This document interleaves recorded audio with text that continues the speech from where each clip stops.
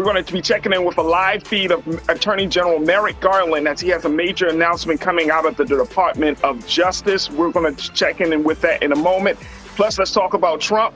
Let's talk about the subpoena and so much more. So stay with us, folks. We got a lot to talk about here on The Culture, right here on the Black Star Network. Let's go.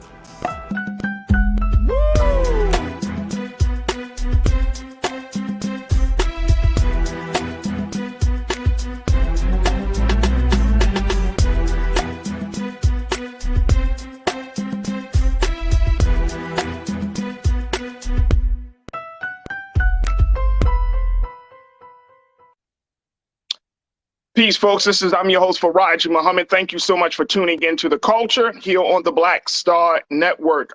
In a moment, we're going to be doing a live feed of Attorney General Merrick Garland, who is going to be taking the podium to talk about some of the latest developments in the Department of Justice. Some people are speculating that it might be surrounding the situation with former President Donald Trump.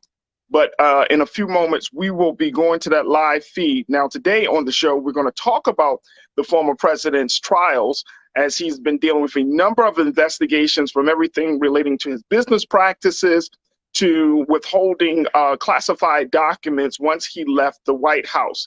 Now, joining me today in a few moments will be my brother Michael Imhotep. Brother Michael Imhotep, you see him on Fridays on Roland Martin Unfiltered. He's been working in a lot of different capacities, but the big thing is that he is the host of the African History Show network. He's also been doing some work in teaching, and he is an historian. So he's going to give us some context, some insight about what we're seeing from everything from history to culture today. So let's jump right into that live feed. And then, folks, we will have the conversations. Make sure you join us right now on all of our streaming platforms, blackstarnetwork.com, as well as YouTube and Facebook.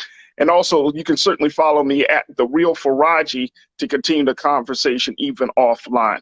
All right, let's jump into this live feed. I have made clear that the Department of Justice will speak through its court filings and its work. Just now, the Justice Department has filed a motion in the Southern District of Florida to unseal a search warrant and property receipt relating to a court-approved search that the FBI conducted earlier this week. That search was of premises located in Florida belonging to the former president. The department did not make any public statements on the day of the search. The former president publicly confirmed the search that evening, as is his right. Copies of both the warrant and the FBI property receipt were provided on the day of the search to the former president's counsel, who was on site during the search. The search warrant was authorized by a federal court upon the required finding of probable cause. The property receipt is a document that federal law requires law enforcement agents to leave with the property owner. The department filed the motion to make public the warrant and receipt in light of the former president's public confirmation of the search, the surrounding circumstances, and the substantial public interest in this matter. Faithful adherence to the rule of law is the bedrock principle of the Justice Department and of our democracy. Upholding the rule of law means applying the law evenly, without fear or favor. Under my watch, that is precisely what the Justice Department is doing. All Americans are entitled to the even-handed application of the law, to due process of the law, and to the presumption of innocence. Much of our work is by necessity conducted out of the public eye.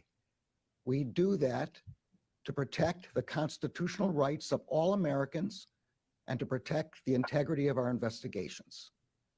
Federal law, long-standing department rules, and our ethical obligations prevent me from providing further details as to the basis of the search at this time.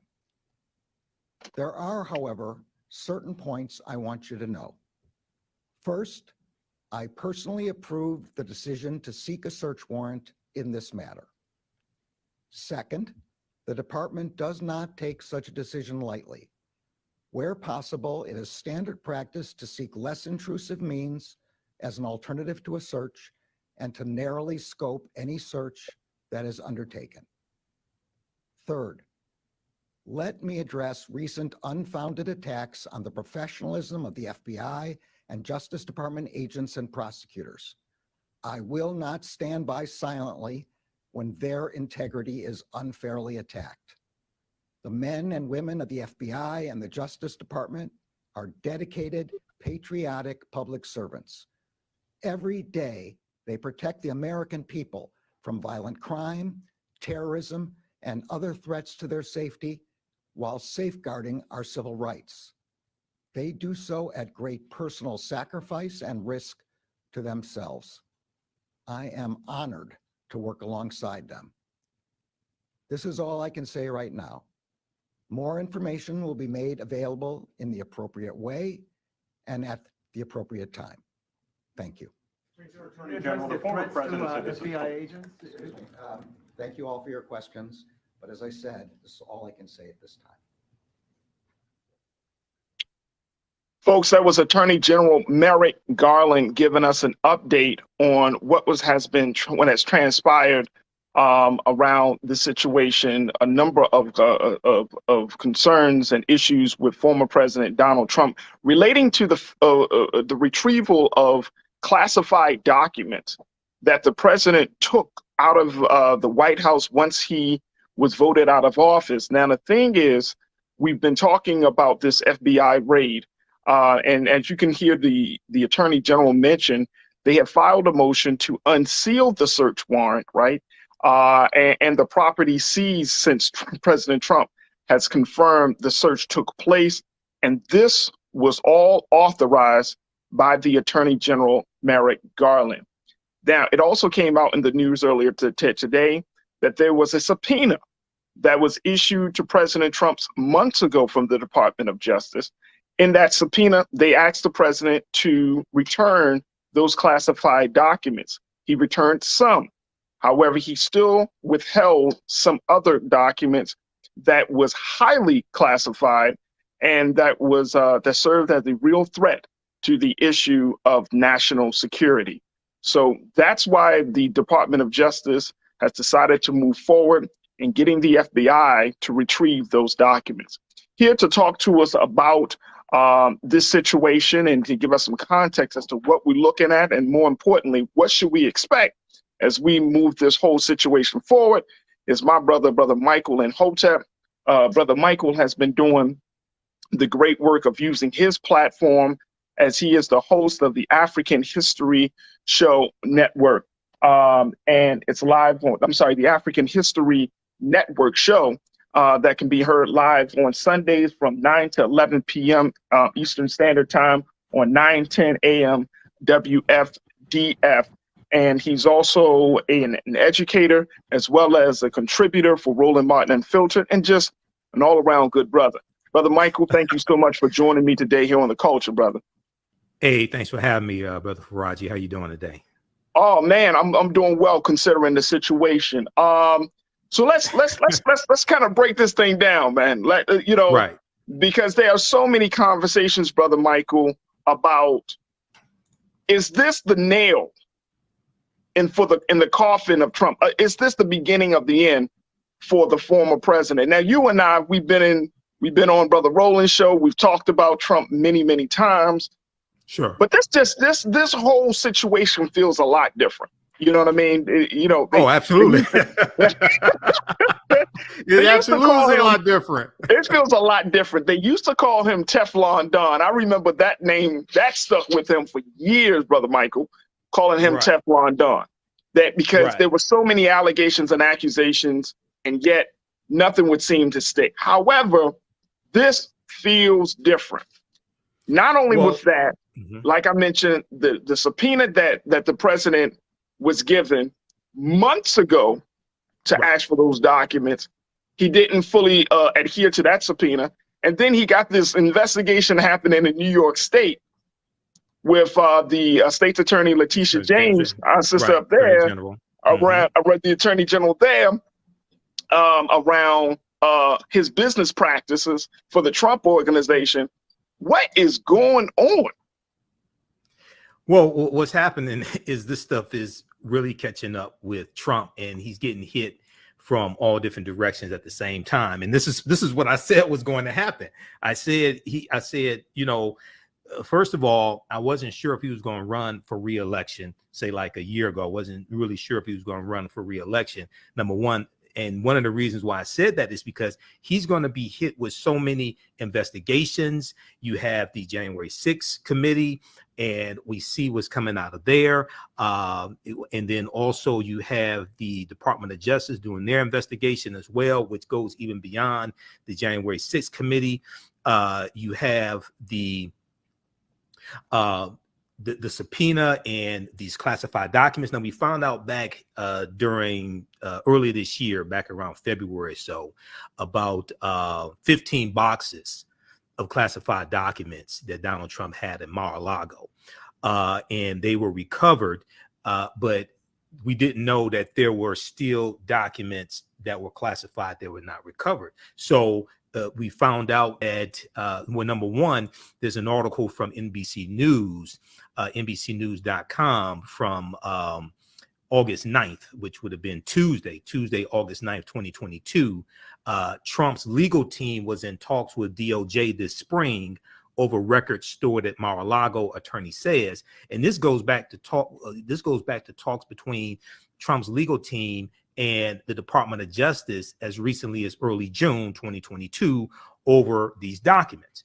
And then we see the reporting from the New York Times today: subpoena preceded search warrant and push to retrieve material from Trump.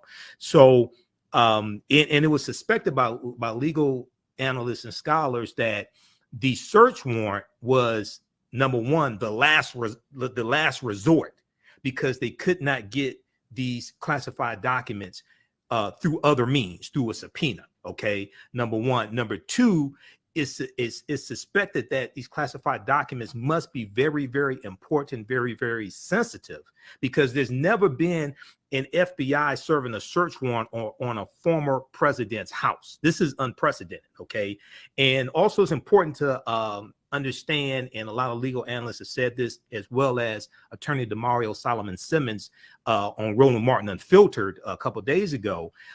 He said this was not a raid that was conducted on Mar-a-Lago. This was the FBI serving a search warrant. Okay, a raid is when they come in 6 o'clock in the morning, kick down your door, ransack your house, things like this. Okay, this was not a raid. That's the language Donald Trump used to draw sympathy, because he's fundraising on this. Okay, but right. Yeah, but there's a lot more that's going to be coming, because this, as far as we know right now, this search warrant is not connected to the January 6, 2021 insurrection. As far as we know right now, there's still going to be more coming from the DOJ dealing with the January 6 investigation as well. So it's a whole lot coming. We're going to have some very busy news cycles coming. Hey, look, hey, brother Michael, here's the crazy thing about this situation. Like, it's all coming now. Mm-hmm. You know what I'm saying? It's like, hitting it's at the same time. It's same time, bro. Like, and when you look at how the former president moves, right? Like, he can handle one at a time. You know, I mean, let me tell you, he must be spending, money over money and lawyers to handle all of the investigation. And these aren't just like petty beefs. This is like keep the federal government. The Republican National Committee is paying his legal fees. He got them to pay his legal fees. So they're paying his legal fees. And, once again, he's strong-arming them. But I think a lot of this is going to implode. So there was a poll taken, I think it was June of this year, where about 50% of Republicans did not want Trump to run for re-election. They're looking at other people like Ron DeSantis, I remember reading Florida, that. Yes, sir. Things like this. And then when you have a search warrant like this from the FBI, this is totally unprecedented. Okay, and you're going to have more coming out from the January 6th committee. I don't think it's going to be more Republicans who want Trump to run now. Right, I right, think right. this is right. I think this is going to be really negative, especially with him railing against the FBI. Okay, this is supposed to be the party of law and order. Okay, they back the blue until the coup. They back the blue until the coup. So you can't be the party of law and order. Then you're coming out against the FBI. But then this morning on Morning Joe, if you can get this clip, if Roland can get this clip, man, play this on your show. This morning on Morning Joe, they showed a montage of commentary from Fox News from when you had the Hillary Clinton email scandal. And all these people on Fox News, were saying that the FBI needs to investigate, they need to do search warrants, all this stuff. They were calling for the FBI to go after Hillary Clinton. Okay. Let me add to that. Yep. The big piece that was circulating on Twitter was Mike Pence's Twitter tweet where he praised the FBI. Right. And he tagged real Donald Trump at that time. He tagged him and said, "We thank the FBI, we commend the FBI for looking into this situation." He praised the institution. Right. Now you're talking about you're deeply concerned. This is crazy. And the FBI director was nominated by Donald Trump, Christopher Wray. The FBI director was nominated by Donald Trump. Okay, so now you have these commentators on Coup Plotter TV. You have them now railing against the FBI after he did not turn over all the classified documents. And it's important for people to understand the 1978 Presidential Records Act. Okay, all those documents, even if Trump declassified them before he left the office, they don't belong to him. They belong to the public. He cannot keep those documents. He has to turn them over so they can be properly preserved. So even if he declassified all the documents, which would be problematic, because there's supposed to be a process as you go through to determine. You're supposed to get like some advice on whether you should declassify this or not. Okay, but even if he did declassify all the documents, they don't belong to him. He can't keep them. So he's still in violation of the Presidential Records Act of 1978.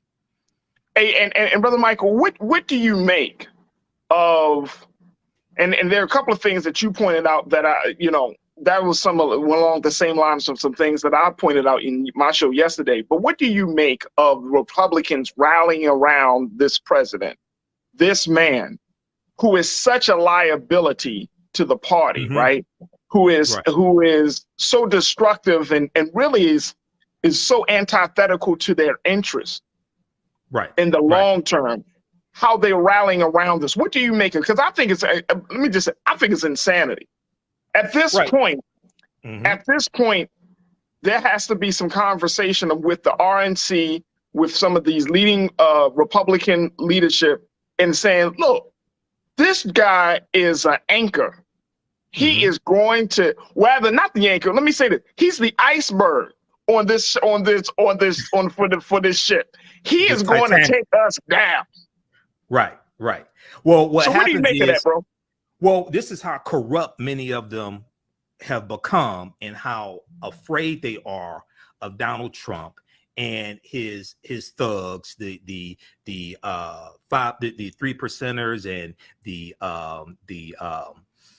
Proud Boys and things like this. These domestic terrorists. They're afraid of those people. They're afraid of being attacked on social media. They're afraid, those who are elected officials are afraid of being primaried. And the other thing is that this is really a pivotal period in history. Now, I was never one of these people who parroted what corporate media said in MSNBC and CNN, and said that Democrats were destined to lose the House of Representatives and the U.S. Senate. I never bought into that. The reason why is, one, I studied the Democrats' record, and it's much better than Republicans. What Democrats have been able to get accomplished these 18 months or 19 months or so is much better than Republicans, number one. Number two, the way to frame this 2022 midterm election is not to frame it based upon the past 100 years of midterm elections, where except for 2 years, the party that controls the White House lost seats in the House and the Senate. The way that I frame this as a historian is that this is the first midterm election after an insurrection since the 1866 midterm elections, the year after the Civil War ended. That's the way we need to frame this, because this is what's happened. This is the first time in history that you've ever had a midterm election after a sitting president incited an insurrection to overthrow the government and stay in power. That's never happened before. So the way we need to frame this is not your grandfather's midterm election. This is the first midterm election after an insurrection since the 1866 midterm election after the Civil War. Okay, that's how we need to frame this. And at the top of the ticket is saving the democracy, because when you study, there was an article from Axios.com, but from by Jonathan Swan, and it deals with a radical change, and it deals with Schedule F, and the Schedule F classification, and it deals with the plot of Trump and his cronies, if he takes back control of the White House, is to change the classification of a lot of civil servants so that it makes it easy for him to fire them and replace them with Trump loyalists. You're talking about a rolling coup of the federal government. We haven't seen something like this before. So at the top of the ticket is saving the democracy and making sure that our votes count, our votes are enforced, things like this. Then you have women's reproductive rights, you have voting rights, you have criminal justice reform, you have economic issues, climate change, all things like this. But inflation is not at the top of the ticket. Inflation is cyclical, one. Two, inflation is taking place globally. Okay? Right. Saving and Brother Michael, yeah, go ahead. And you know what? I'm so happy, brother, that first you're joining me for this big announcement and for this moment to give us some of this context, because I feel like you and I are on the same page in this regard, that there is something intrinsically and fundamentally disturbing. Yes. This and look, I've been trying to wrap my mind around it. I've been reading all these different op-eds and really, and I'm just saying, folks, and I said this before, over these past couple of days, the way that the GOP is moving, it is so against the very nature of the government that is often touted as the system that we all are a part of. It's antithetical to this form of government. Exactly. Antithetical. You can't read the U.S. Constitution, understand the Constitution, and then be a Trump supporter. Not like this. No, you may have voted for Trump in 2016, but you realize, oh no, because there's some Republicans that said, oh no, we can't have him again. But you can't be a diehard Trump supporter and embrace the U.S. Constitution. That means you don't understand what you read. Yeah, that means you don't understand what you read. Absolutely not. You got a guy who incited insurrection to hang the vice president because the vice president would not go along with not certifying electoral college votes, and the vice president does not have the authority based upon the Constitution to do this, and Trump is just making stuff up in the Constitution. I don't think he knows the difference between the Constitution and constipation, to be honest with you. I don't think he's ever read the Constitution. I don't think so either. And so this is what we're going to do. We're going to take a quick pause. When we come back, we're going to continue the conversation. Folks, post your thoughts on our streaming platforms, YouTube, on Facebook.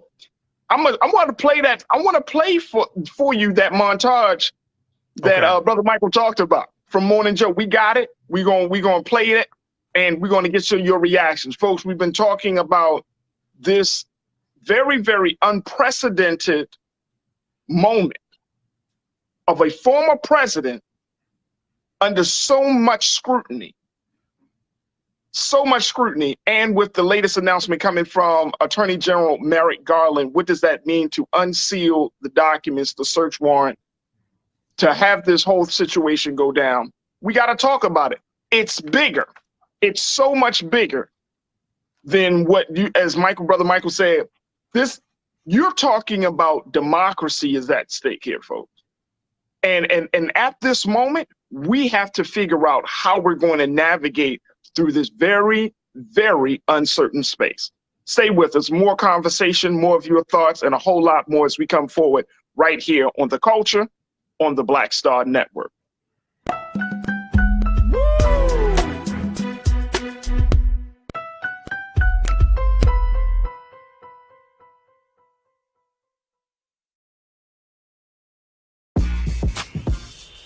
When we invest in ourselves, our glow, our vision, our vibe, we all shine. Together, we are black beyond measure. Pull up a chair, take your seat. The Black Tape with me, Dr. Greg Carr, here on the Black Star Network. Every week, we'll take a deeper dive into the world we're living in. Join the conversation only on the Black Star Network. I'm Deborah Owens, America's Wealth Coach, and my new show, Get Wealthy, focuses on the things that your financial advisor and bank isn't telling you, but you absolutely need to know. So watch Get Wealthy on the Black Star Network.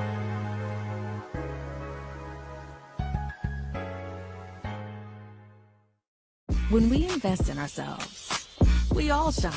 Together, we are black beyond. When you talk about blackness and what happens in black culture, we're about covering these things that matter to us, speaking to our issues and concerns. This is a genuine people-powered movement. There's a lot of stuff that we're not getting. You get it, and you spread the word. We wish to plead our own cause. Too long have others spoken for us. We cannot tell our own story if we can't pay for it. This is about covering us. Invest in black-owned media. Your dollars matter. We don't have to keep asking them to cover our stuff. So please support us in what we do, folks. We want to hit 2,000 people, $50 this month, raise $100,000. We're behind 100,000, so we want to hit that. Y'all money makes this possible. Checks and money orders go to P.O. Box 57196, Washington, D.C. 20037-0196. The Cash App is $RM Unfiltered. PayPal is R Martin Unfiltered. Venmo is RM Unfiltered. Zelle is Roland at RolandSMartin.com. Hatred on the streets, a horrific scene, a white nationalist rally that descended into deadly violence. White people are losing their damn minds. As an angry pro-Trump mob storms the U.S. Capitol, we're about to see the rise of what I call white minority resistance. We have seen white folks in this country who simply cannot tolerate black folks voting. I think what we're seeing is the inevitable result of violent denial. This is part of American history. Every time that people of color have made progress, whether real or symbolic, there has been what Carol Anderson at Emory University calls white rage as a backlash. This is the rise of the Proud Boys and the Boogaloo Boys. America, there's going to be more of this. Here's all the Proud Boys, guys. This country is getting increasingly racist in its behaviors and its attitudes because of the fear of white people. The fear that they're taking our jobs, they're taking our resources, they're taking our women. This is white fear.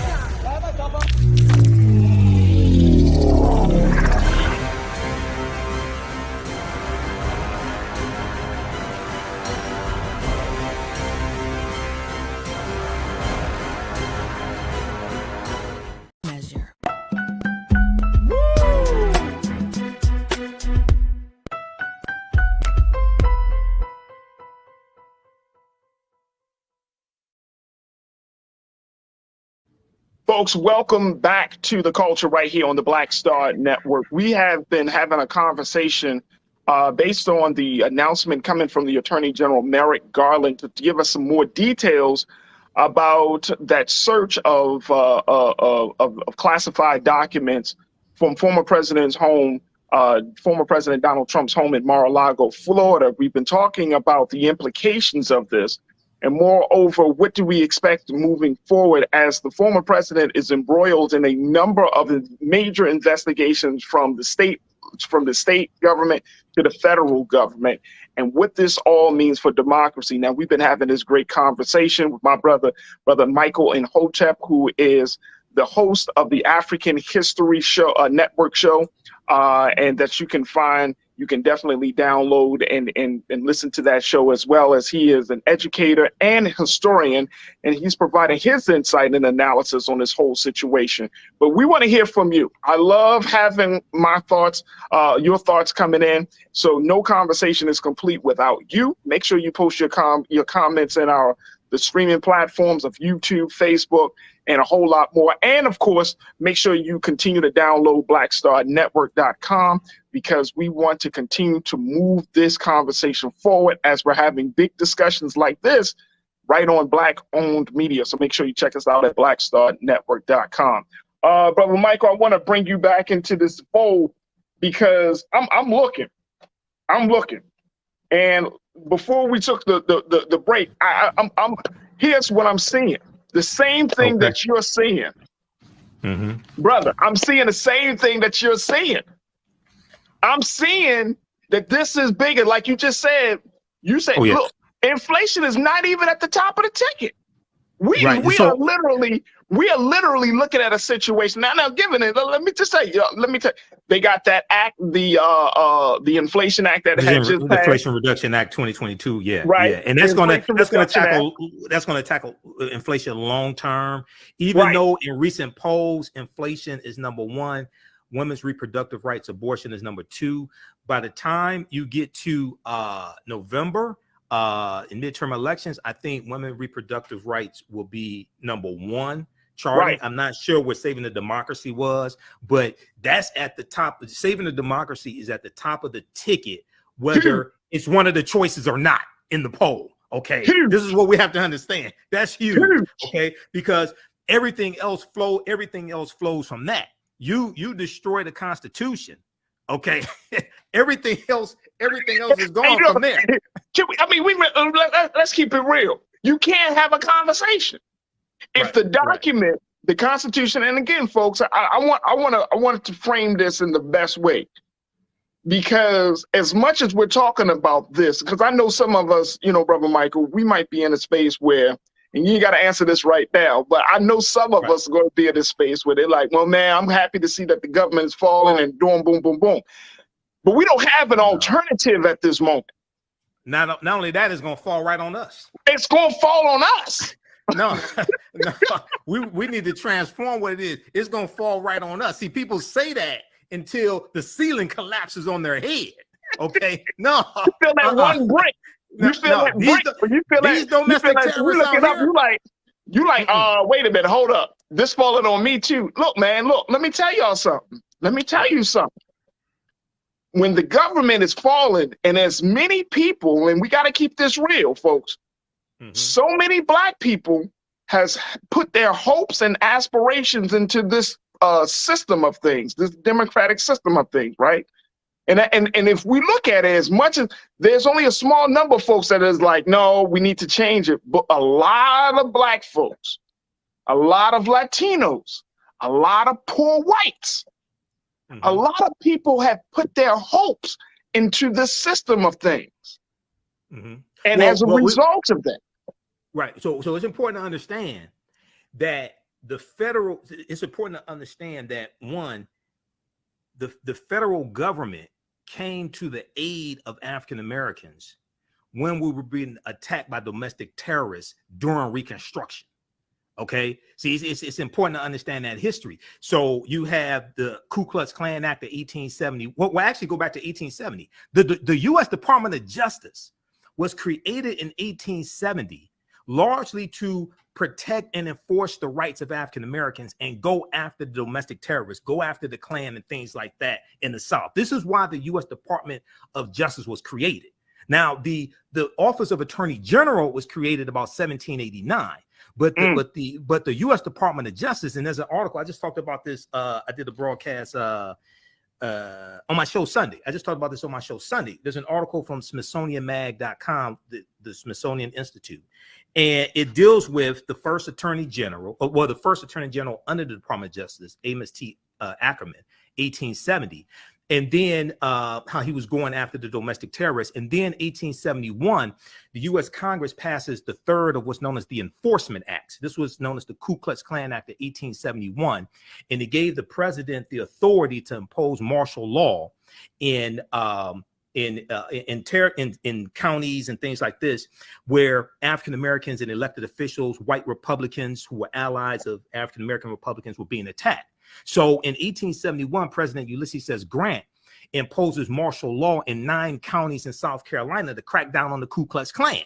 Okay, you look at intervention when you have different massacres take place in this country during Reconstruction. But then 1875, when you have the Clinton, Mississippi riot of 1875, Ulysses S. Grant employs his non-intervention policy, because Republicans in the federal government got tired of intervening and helping African Americans in the South when it came to these domestic terrorists attacking us. Okay, and so you had a declining. One of the reasons why Reconstruction ends, yes, there was political violence that took place, Clinton, Mississippi massacre, Colfax massacre, things like this, but also there was a declining commitment from Republicans to keep intervening in disputes in the South on our behalf, okay, towards the end of Reconstruction. This is something else that takes place.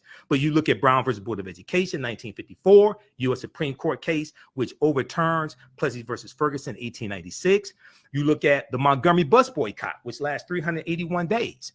What ended segregation on the bus in Montgomery, Alabama was not the Montgomery bus boycott, even though it was needed. It was the lawsuit of Browder versus Gale, filed February 1st, 1956 by attorney Fred Gray, which goes all the way to the U.S. Supreme Court. And the U.S. Supreme Court rules that segregation on the buses in Montgomery, Alabama is unconstitutional. This is what ends the Montgomery bus boycott. So what Brown versus Board of Education showed us is that we could go to the federal government to try to get some type of justice, because we couldn't get it at the local level. We couldn't get it at the state level. Okay, so even if you go back and look at the U.S. Bureau of Freedmen, Refugees, and Abandoned Lands, was known as the Freedmen's Bureau, right? They weren't just helping former slaves; they were helping poor, destitute white people after the Civil War ends as well, because there was a lot of poor, destitute white people because the Civil War largely destroyed the South. Okay, so there's a history of us having to go to the federal government for some type of help. Okay, there's a history of that. So what we have to, yes, we have to deal with self-defense, and that's important. And that was a part of the civil rights movement that does not get talked about. Roland Martin interviewed Professor Charles E. Cobb Jr. when he had his show News One Now with Roland Martin, and Professor Charles E. Cobb Jr.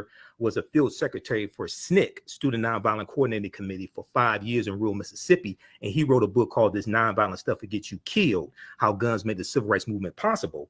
And it's all about the history of how it was African Americans who were in the South, who were armed, who owned guns, who were protecting the civil rights workers from the domestic terrorists and the Klan and things like this, because we couldn't rely on the sheriffs and the police to protect us when we are engaged in nonviolent direct action. Okay, so we have to understand both of those. We have to understand exercising our Second Amendment rights, because the Second Amendment does apply to us as well, and protecting ourselves, but also understand we have to transform the federal government. And I encourage African Americans need to be applied to the Department of Justice. The Department of Justice was created to help protect our rights. We have to understand that history. Yeah, that's an excellent point. And I'm glad that you brought that historical context, because it goes in line with, I think, with where we are right now. Until we get something of our own, a separate government established, we are going to have to confront the truth, whether we're going to radically reform, radically change this situation, right? Whether it's from the inside out, outside in, or if we say we're going to move on from this whole thing, then we're going to have to start building. Like at this point, folks, and let me just say this, and then we're going to get to some of your thoughts. At this point, the writing is on the wall. This country is going through a major transformational change. Yeah, the writing is on the wall. Democracy is changing. And it speaks volumes about where we are. All right, let me just do this. Hey, King Keenan, let's post. I want to show people that montage you talked about, Brother Michael, from Morning Joe. Take a look at this as the now again, folks, keep this in mind. The Republicans that have talked bad about the Department of Justice, talk bad about the FBI, talk bad about these institutions, but they were just praising them like yesterday. Check this out.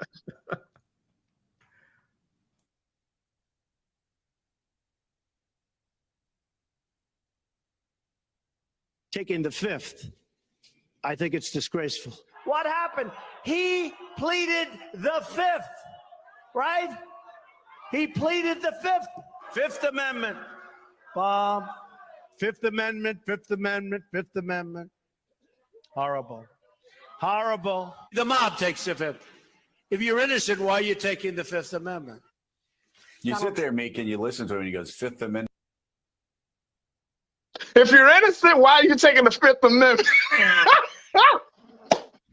Right. Well, he's not innocent. That's the thing. He knows it because he knows that what he says in a civil trial can also be used in a criminal trial. Right. Okay. So he took the fifth about 440 times. He took the Fifth Amendment about 440 times. And that's been this investigation with New York, just to give people some context. Yeah, that's been a separate investigation, folks. Right. The president's Trump organization is now being investigated for illegal business practices and financial misconduct. Right. Exactly. And inflating the value. He took the fifth. And the crazy part about this, Brother Michael, he's sitting across the table from Letitia James, the Attorney General. Right. He says same answer. Literally, he uses the term same answer 440 times. And he calls her a racist. This is how you know Trump is scared. Trump is scared. Wait, hold up. But you're running for the office of the highest office in the land, where you would have to represent, and you would have to be the ambassador and the advocate of the institution that you hate. Well, and also he hasn't announced formally that he's going to run again also. But if he does, but here's the other thing. You're going to have a lot of Republicans who, if he does announce he's going to run again, you can have a lot of Republicans that say, okay, show us your taxes. And he's going to say, I'm under audit. They're going to say, wait a second, you said you were under audit in 2015. They say, you've been under audit 7-8 years? They say, what type of criminal enterprise are you running? You still under audit? Okay. So, and even if you're under audit, there's nothing saying, the IRS has already said, if you're under audit, you can still release your taxes. Okay. So he tries that again. You're going to have a lot of Republicans who are going to come out and say, wait, hold on. You said that in 2015 and you didn't release your taxes. So you've been under audit 7-8 years. Okay. That's going to be another problem for him as well. That's a great point. And and he's going to say that. Oh, he's going to say that. I already know what Trump is going to say before he says it. But this time around, somebody's going to leak his taxes. Somebody. Let me tell you something. And look, let me tell you something. The one person that I haven't heard from yet that I was expecting to hear from is the governor of Florida, Ron DeSantis. And here's my theory. Here's my theory. Ron DeSantis is being primed in position to be the golden boy of the GOP conservative movement of the GOP. He's being seen as, hey, you're the viable candidate. Right. He don't want to get his hands involved in this situation, especially the way he moves with no limits and boundaries down in Florida. He don't want the federal government looking at him for any of the stuff he's doing in Florida. So he's being very quiet. Well, not only that, he doesn't want I think if Trump is severely harmed by these investigations, that helps Ron DeSantis, because here's the thing. if Trump is severely harmed by these investigations, he may still run for president, but it's possible he doesn't get the nomination because he's so crippled by these investigations. And guess what's going to happen, brother Michael? Here's what I think is going to happen, brother. He's going to slam the party that he represents. Right. Well, yeah. He'll slam the party. You got people like Mitch McConnell that want him to go away. Mitch McConnell is not a Trump fan. You have people like Liz Cheney, things like this. You still have Republicans. You got people like Mitt Romney. You still have Republicans who are not Trump acolytes, who don't want Trump to run again. Okay, so all that is going to come together at one time, I think. So what's important for African Americans to do, and you talked about having our own nation. Okay, if we can control a city of 200,000, 300,000, 400,000 and run the school system, control city hall, own the grocery stores and gas stations, if we can't run a city, then we're going to have a problem running the nation. See, Dr. John Henry Clark used to say, don't come to me talking that nationhood stuff until you have acquired the skills that it takes to run and manage and maintain a nation. You have to understand how economies work. You have to understand infrastructure, manufacturing, oceanography, things like that. You have to acquire the skills that are needed to run and maintain a nation. Okay. Exactly. So I always hear, people saying we need to separate and things like that. Most of them are still here, haven't gone anywhere. So I'm still trying to figure that one out. But we have to acquire the skills needed to run a nation. That's it. If we can't control the school system, right, you're not going to be able to control a nation. No, sir. So we have to prime. So we need to focus on controlling the cities and the city governments where we live. Hey, that's one of my top. That is one of my top sentiments for the conversation about nationhood. I'm all for nationhood. I'm all for changing the government, but you got to put qualified people in there. You got to put people. You have to study political science. I'm literally just saying that, bro. Thinking of that.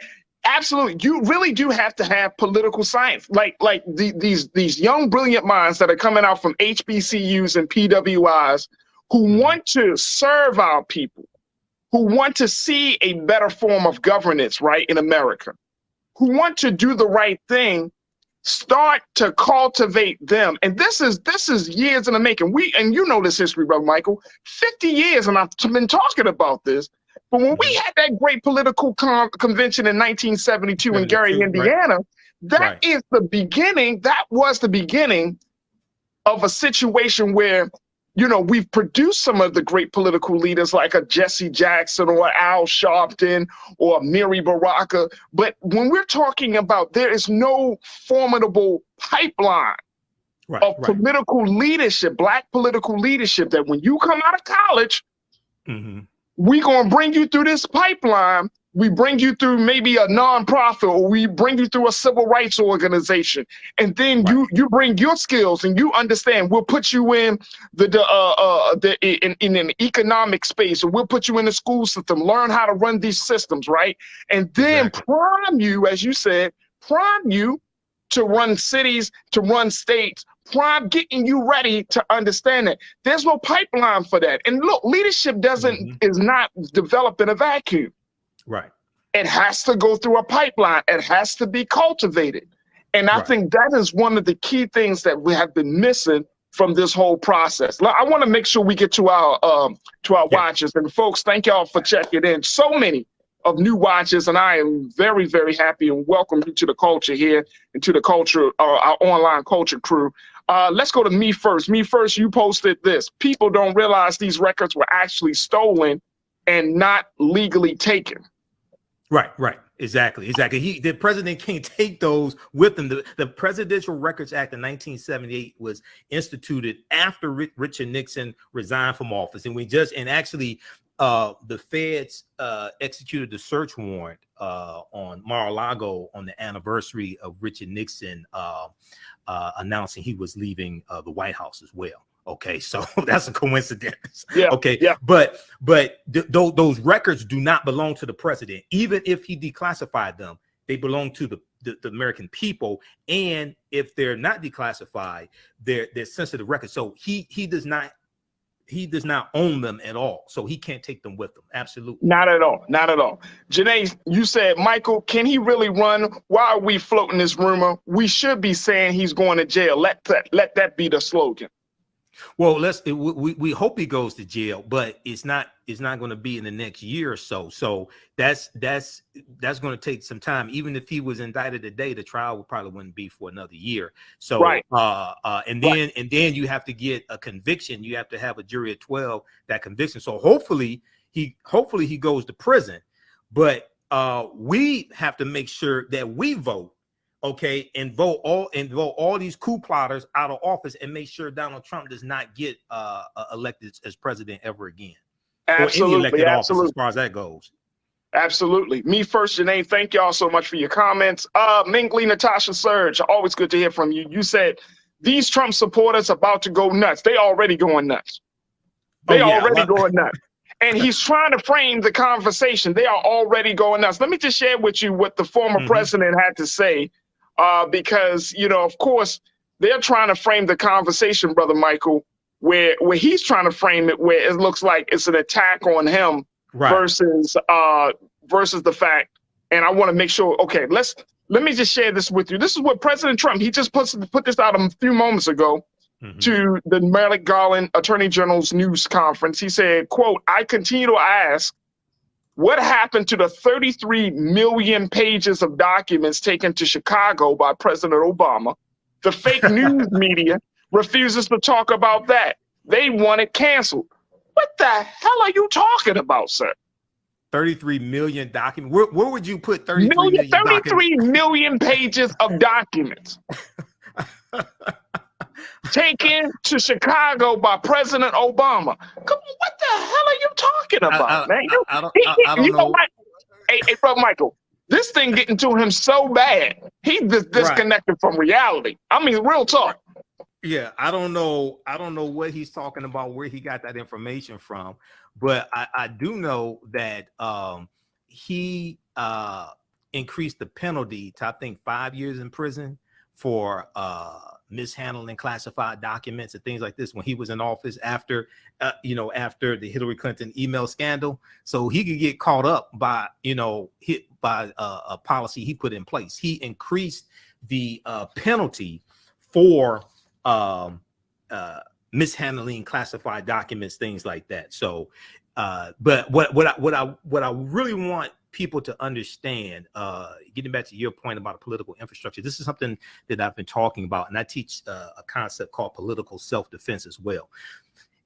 We have to have an internal infrastructure that educates African Americans politically, economically, historically, and on law that's independent of a Republican or Democratic Party. Okay, I'm neither Democrat nor Republican, but I sure as hell ain't stupid. I do study policy in at least at the federal level.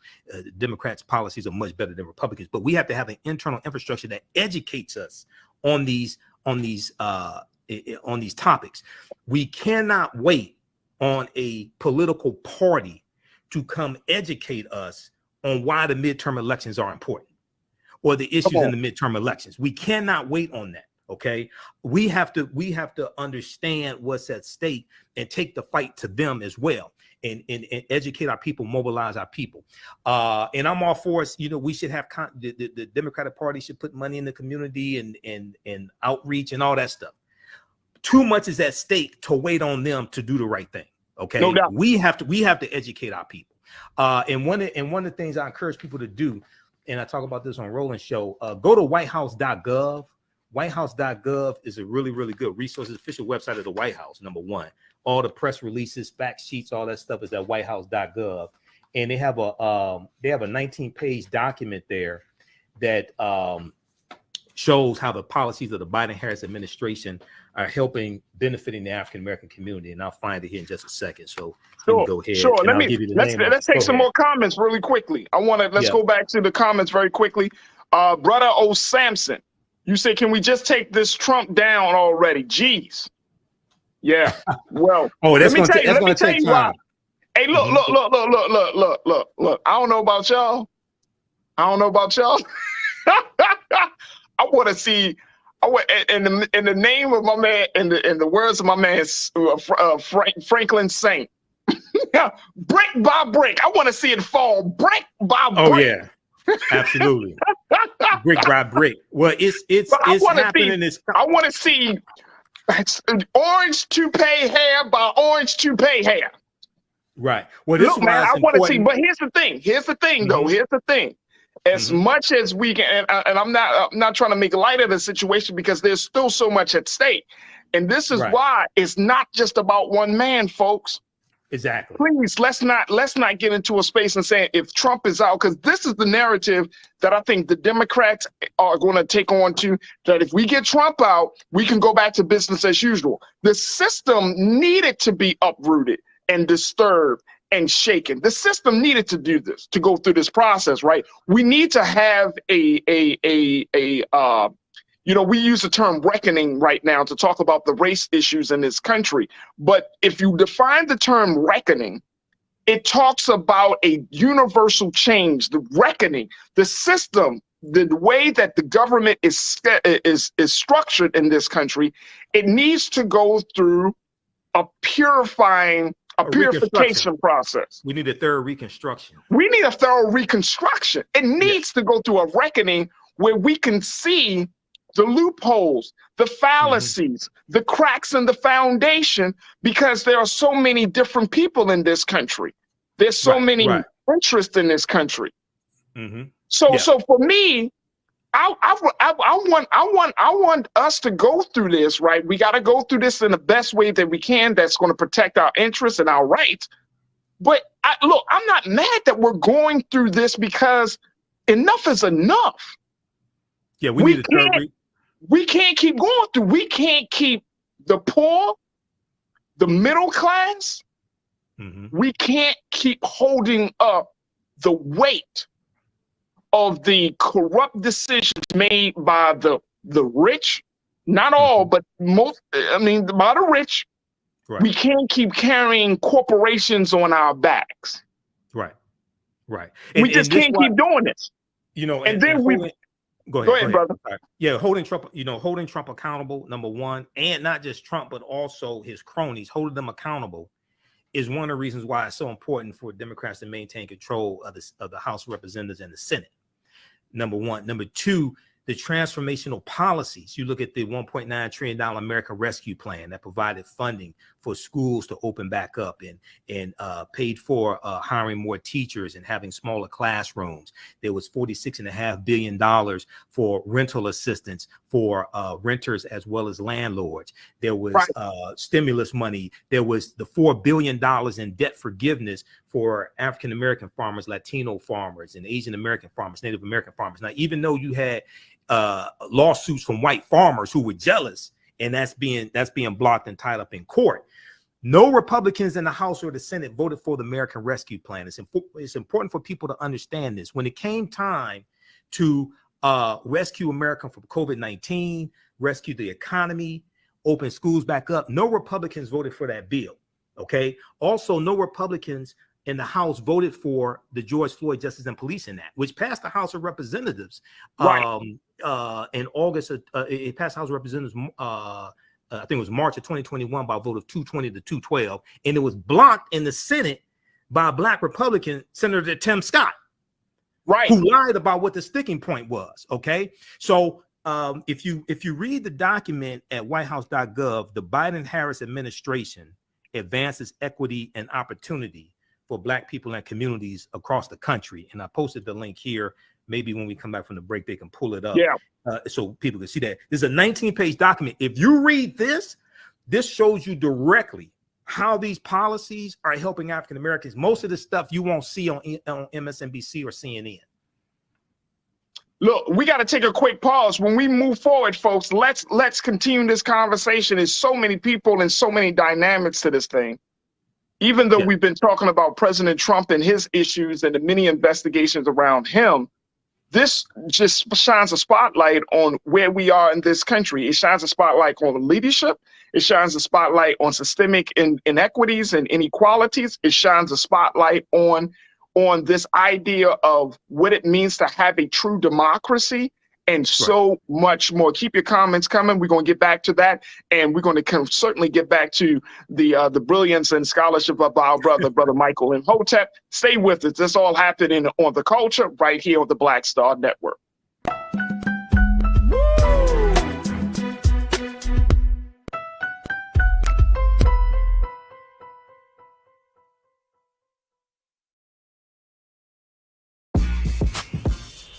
When we invest in ourselves, our glow, our vision, our vibe, we all shine.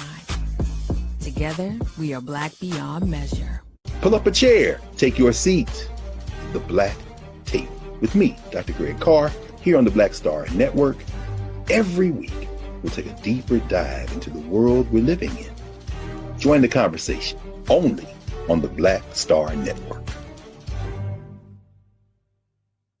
I'm Deborah Owens, America's Wealth Coach, and my new show, Get Wealthy, focuses on the things that your financial advisor and bank isn't telling you, but you absolutely need to know. So watch Get Wealthy on the Black Star Network.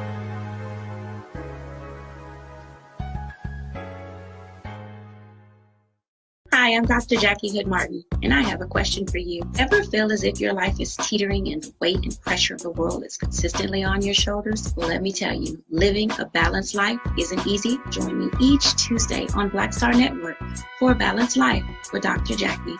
We'll laugh together, cry together, pull ourselves together, and cheer each other on. So join me for new shows each Tuesday on Black Star Network, A Balanced Life with Dr. Jackie.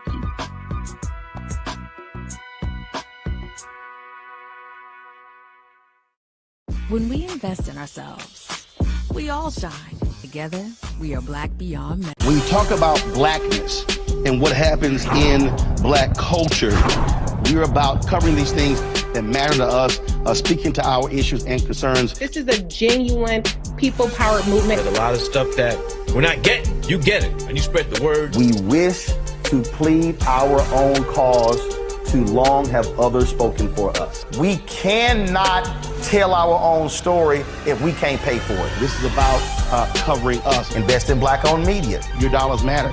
We don't have to keep asking them to cover our stuff. So please support us in what we do, folks.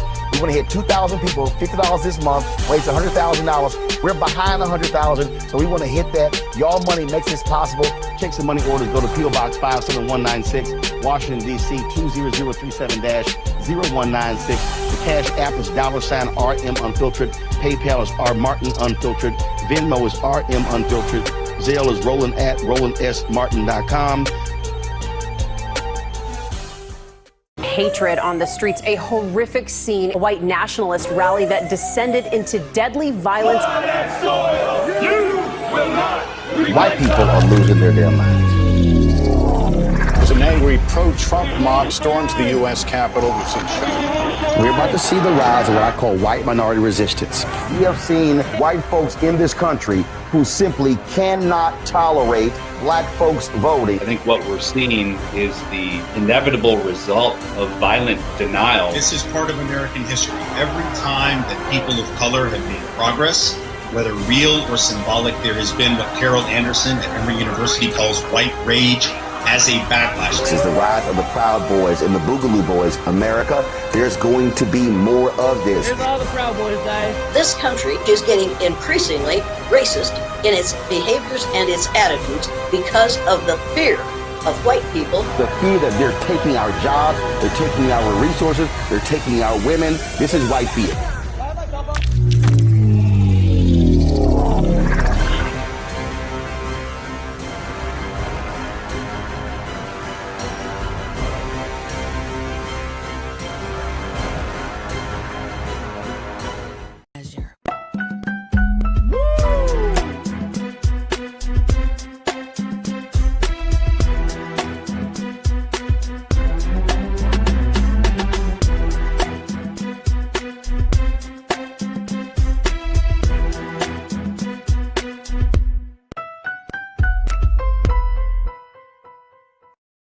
right, folks, welcome to the second hour of The Culture right here on the Black Star Network. Thank you so much for checking us out and tuning in to the very, very lively and I would say historically rooted conversation that we're having right now to talk about some of the big developments in the investigation of former President Donald Trump and his taking of classified documents and the retrieval of those documents coming from the Department of Justice and the FBI. Now, earlier today, Attorney General Merrick Garland had made the announcement saying that he authorized for the search warrants to be unsealed to let us know what was to let us know what was being retrieved.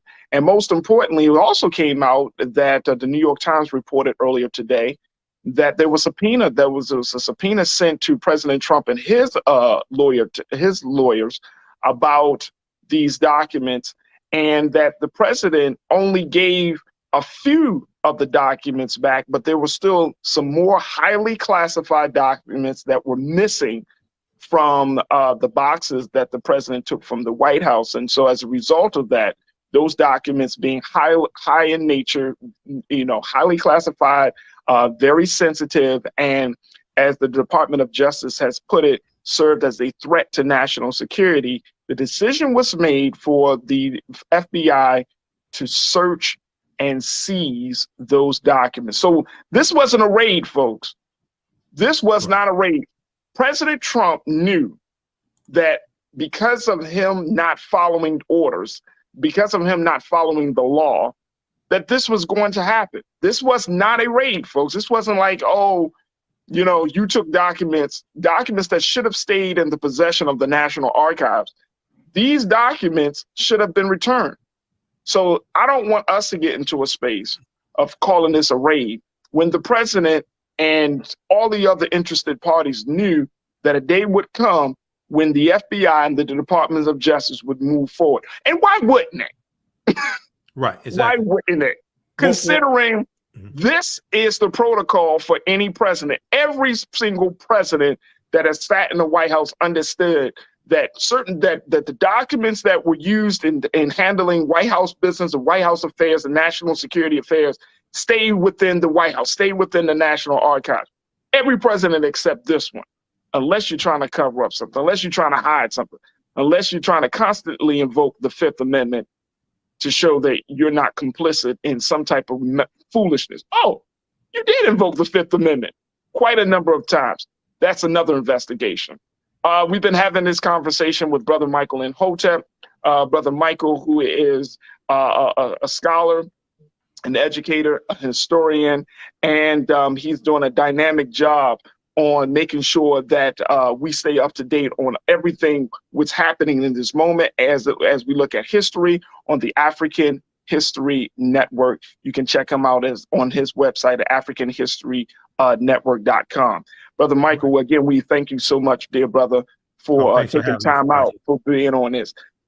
There's so many different elements of this conversation. Yes. That I think that as you are like unfolding and I'm listening and I'm learning, because there's certain things that I didn't know. So I'm so happy that you're helping us to give us some historical context, brother. Real talk. You know what I mean? I tell people, I'm hosting a show, but I don't know everything. So because I don't know, I'm bringing people who do know some stuff onto the show for the benefit of us all. But I want to get back to some of the comments because people, Brother Michael, are really starting to see and we're really having some very, very more important conversations in our community about the state of our government. And I think that this is healthy. Right. And like you said, we should, brother. We really, really should.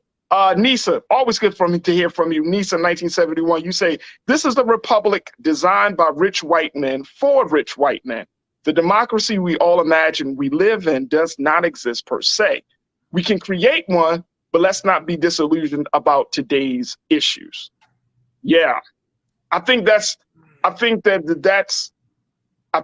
point I think that's what you and I are working on trying to do, to trying to break us out of this illusion that this system, as we speak of it right now, is a system that we can continue to put our hopes and aspirations in. That Well, this we have to system, transform we it, got to yeah. recognize that this system is falling. Yeah, it has to be transformed. First thing we should do is read the U.S. Constitution, because that's the foundation. Because a lot of us don't understand the Constitution, haven't read it. There was a article from CBS News.com from January 19th, 2021, which was the day before Joe Biden and Kamala Harris were sworn into office, and it deals with how most Americans don't know what's in the U.S. Constitution, don't understand the U.S. Constitution, don't know simple things like how many seats are in the U.S. House of Representatives, different things like this. Okay, 435 seats in the U.S. House of Representatives, and that's based upon the last census, which determines how many seats in the House of Representatives each state has. That comes from the census. First census taken in 1790. It was the U.S. Constitution that created the U.S. Census. Okay, so. And it talked about how this could be catastrophic for society, because you have a lack of understanding of civics, and what happens is the elite always manipulate the poor, ignorant masses. The elite always manipulates the poor, ignorant masses, and this is what we saw January 6, 2021. We saw domestic terrorists incited by the traitor-in-chief Benedict Donald sent to the U.S. Capitol building, and they said we were invited by the president of the United States. First of all, the U.S. Capitol building is not the president's building. The White House is the president's building. He can't invite you to the U.S. Capitol building. That's a separate branch of the federal government. That's the legislative branch. That's Schoolhouse Rock. I'm a bill on Capitol Hill. That's just basic misunderstanding of the U.S. Constitution and the powers of the executive branch of government and the legislative branch of government. And now a lot of these dumbasses are catching cases. There have been about 850 of those domestic terrorists who've been arrested and charged, and they're being prosecuted now. If they understood the U.S. Constitution, they would understand the vice president does not have the authority to throw out electoral college votes that have been certified by the electoral college. If so, Vice President Joe Biden would have done so when he presided over the certifying of the electoral college votes, the 306 electoral college votes that Donald Trump won. He would have thrown those out. Right. Okay. So great point. This is just basic misunderstanding of civics. Right. So this is why African Americans, why we have to understand what I call political self-defense. In politics, is the legal distribution of scarce wealth, power, and resources, and the writing of laws, statutes, ordinances, amendments, and treaties, their adoption, interpretation, and enforcement. And politics impacts economics, okay, as well. Politics shapes the economy and the laws that your Black-owned business operates within and has to navigate through. Okay, so all this comes together, but the foundation is African history and culture. And this gives us our VIPs, our values, our interests, and our principles, our self-esteem, self-development, self-worth. And this teaches us how to engage in economics, how to engage in politics. So we have to have a synthesis of all three of these, as two of my teachers, Professor James Small and Dr. Leonard Jeffries, correctly teaches us. Absolutely. Absolutely. Let's go back to the comments. Jawan Yvette. Jawan, you said, I keep saying this midterm is all hands on deck. We have to come out in 2020 numbers or more. Yeah, I think so. But here's the thing about the whole voting thing for the midterm. The thing is, we have to come out on all hands on deck. But I think we need to be really intentional, folks. We're seeing what's at stake here, right? And if you are in your respective districts, states, and all of those places, and you haven't, like, for example, you haven't had your primary just yet, and your primary is coming up. Like, be intentional. Like, it can't just be the vote thing. Like, oh, we just need to vote. I mean, come on, folks. It just can't be. It's got to be. Okay, how are we gonna put some money into these into behind our vote?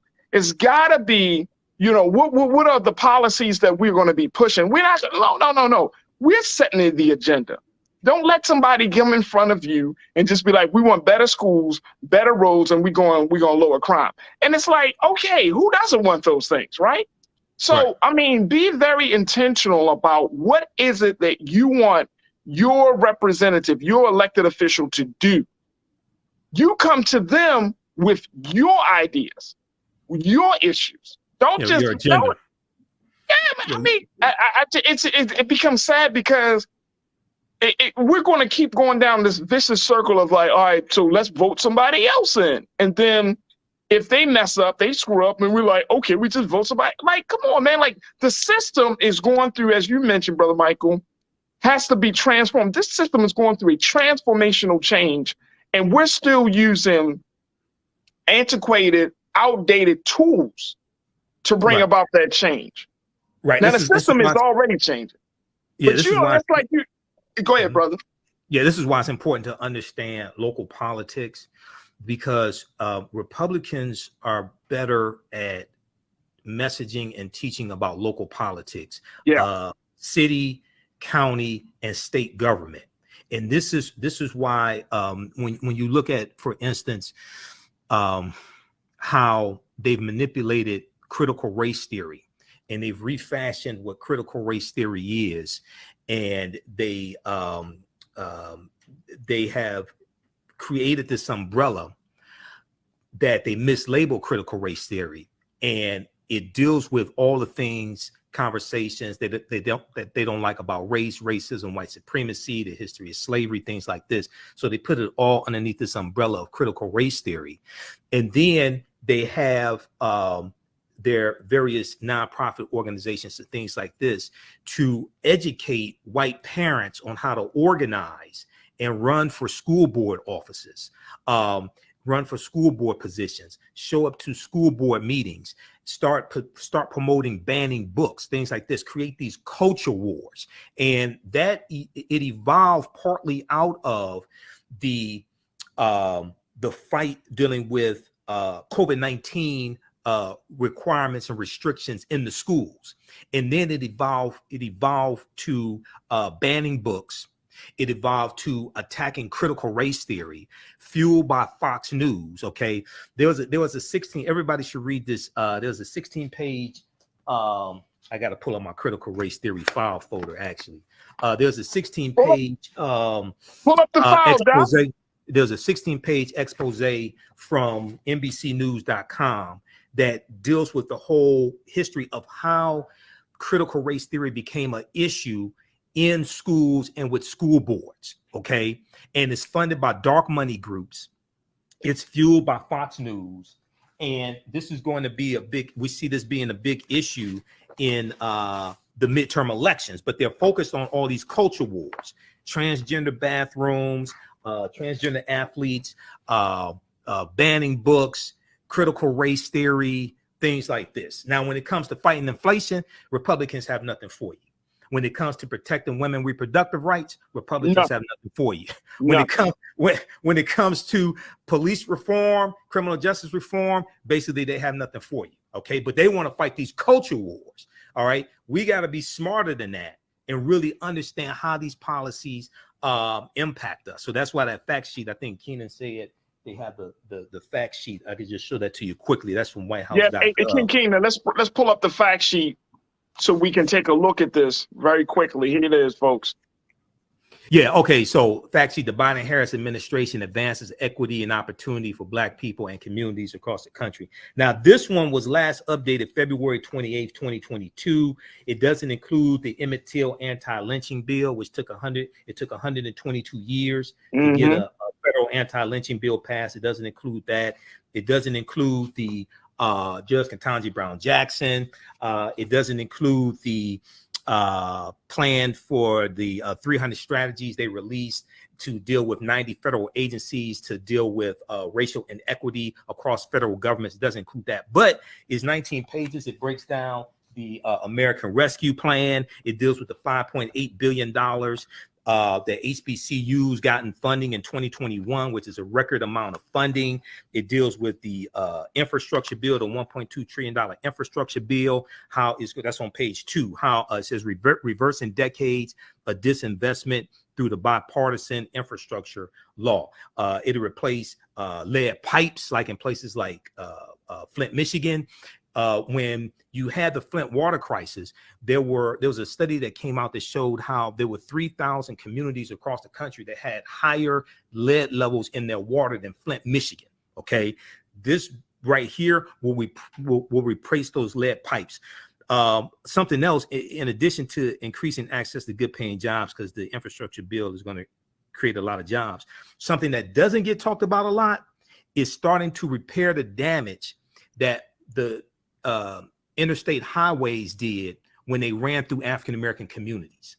This is part of this infrastructure bill, reconnect Black neighborhoods divided by legacy highway infrastructure and other resources to finally give Black communities a fair shot at the American dream. When you look at Buffalo, New York, and the top supermarket in that shooting that took place a few months ago, yes, sir. That is in an area, an African-American area that was devastated, that the expressways ran through and separated the community. Okay, so there was because of the U.S. Interstate Highway Acts in 1952 and 1956, it drove 41,000 miles of interstate highways across the country. They ran through about 1,600 African-American communities, wiped out a lot of our businesses, wiped out homes that we own, things like this. And we're still feeling the effect of that. The infrastructure bill helps to start that repairing of that process. So read this here. It goes through category by category. It talks about helping African-American farmers. It talks about saving African-American owned land, things like this. And this is just basically the first year, because they came into office January 20th, 2022. So this basically just deals with the first year. There's still a lot of other things they've accomplished that's not in this document. Absolutely. Absolutely. And see, this is why it's important for us to even, like back to your point, Brother Michael, you mentioned looking at the Constitution, being more informed about how government works, right? And getting connected with resources. I know we still have some people in our watch, in our audience, whether it's for the culture, whether it's for Roland Martin Unfiltered, just in terms of Black Star Network. We try to say, oh, no, y'all talking all this the white man system type stuff. And why should I stay connected to the white man system? Because it's in the system that we live in. Don't use the white man's money then. don't use the white man's money then. And this is no shade on those that are fighting to establish other systems and other ways on how to deal with things. But we got to look at the reality for what it currently is, not what we hope for it to be. The fact is, we are a part of this system. We are part of a democratic system, a capitalist system. We are part of a meritocracy. We are part of all of these different systems. So why not be more informed and more educated about how to navigate through this system, and so that what we can find this is the great conundrum facing Black people in this country. You can still operate in an established system while starting a new system. There have been tons of history shows that while one system is going under great trial, like the American political system is currently, this is the opportunity. It's like in business.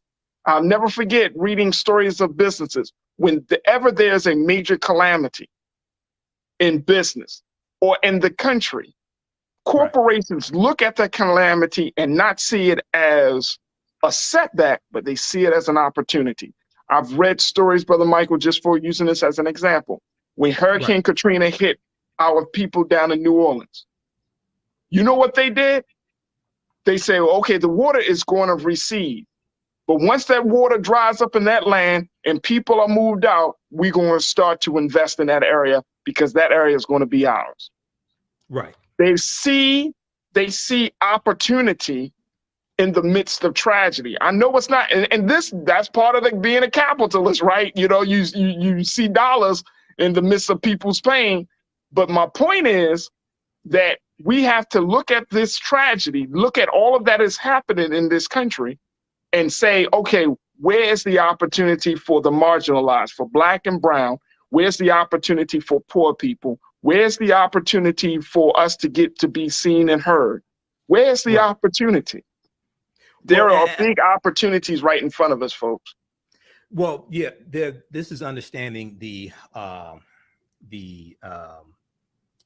factors in the environment that impact your economics, impact your business, things like this. These environmental factors are always changing, and you have threats and you have opportunities, things of this nature. So we have to take advantage of that. When it comes to economic empowerment, and my degrees in business administration with a major in marketing from Wayne State University, I taught entrepreneurship for 7 years. When it comes to economic empowerment, we have a deep, rich history of the co-ops, the cooperative economics, whether it's the Colored Merchants Association, created about 1928, which consisted of about 400 African-American owned grocery stores across the country, whether it's the Colored Farmers Union, created about 1886 in Texas, grew to 1.2 million members. If you read Dr. Jessica Gordon Nimhard's book, Collective Courage by Dr. Jessica Gordon Nimhard, it deals with a history of African-American cooperative economics. And these were principles we brought with us from Africa. The co-ops, where you have the members who are also owners of the cooperative, and how the people work together, pull their resources together with the various types of businesses. You had mutual aid societies like the Free African Society of 1787, Richard Allen and Absalom Jones. And this was a mutual aid society that helped poor people. It helped raise money for health care. It helped raise money to bury people. We had cooperatives during slavery that we used to raise money to buy people out of slavery. Okay, so we have a deep, rich history of cooperative economics. So we have to understand that history and utilize a lot of that today. There's a resurgence of cooperatives like Black Food Security Network here in Detroit, and they have a grocery store that they're building. As well. It's going to be a cooperative grocery store. There's a resurgence of that, but what happened throughout history is that we bought into white capitalism, and then we thought that cooperatives were something that white hippies did or something that white millennials did, but we created the concept of cooperatives. We don't understand this.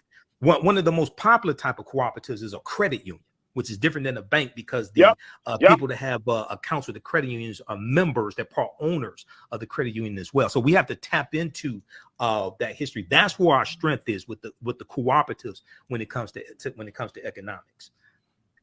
Folks, I want to take a couple of more, just get a couple of more of your thoughts as people have checked in. So much that needs to be, that can be taken from this moment right now, folks. And that's why we're having such a big conversation about it, because it speaks to where we are in this country. And let's share this. I don't know, King Keenan, Lise, if we can post a tweet from Ron DeSantis, the governor of Florida.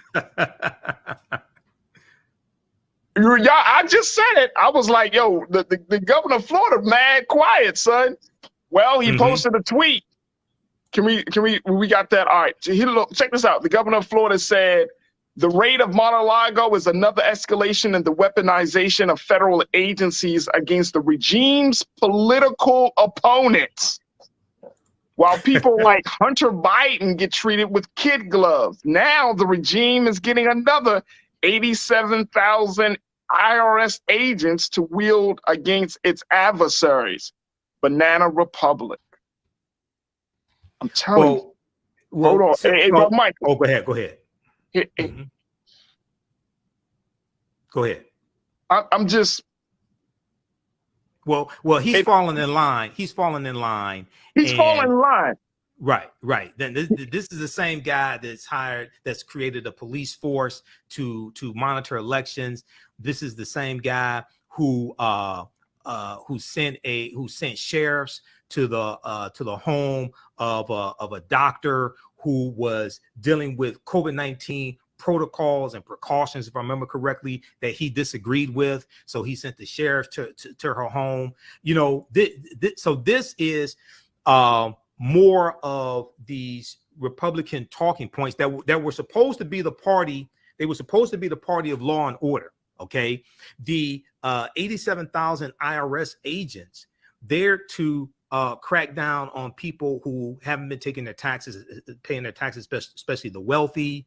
Go after some of these people who were stealing money from the PPP money, things like this. And the IRS has been understaffed. Okay, it'll help process refunds faster, things like this. So when you hear the party of law and order not want more IRS agents, when you hear them talking, he calls this a raid. That one, number one, it wasn't a raid. It wasn't a raid.